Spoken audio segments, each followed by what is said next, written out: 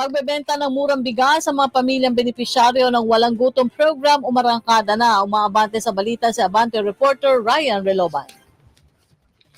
Rocky, sinimulan na ng Department of Social Welfare and Development or DSWD ang pagbibenta ng 20 pesos na kada kilo ng bigas sa mga pamilyang benepisyaryo ng Walang Gutom Program.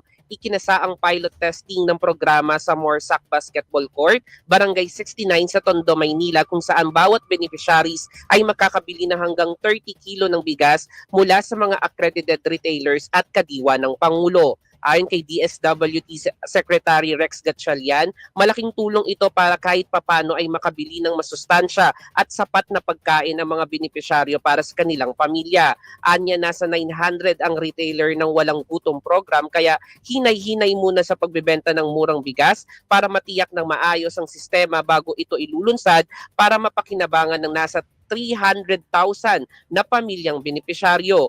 Kung magiging maayos ang programa, sinabi ni Gatchalian na mapapakinabangan rin ito ng iba pang pamilyang Pilipino. Nabatid na target ng DSWD na maitaas sa 750,000 ang bilang ng mga pamilyang kapos sa pagkain ang benepisyaryo ng Walang Gutom Program pagsapit ng 2026, kung saan katuwang nila ang Department of Agriculture sa pagsasagawa ng pilot testing ng pagbibenta ng murang bigas.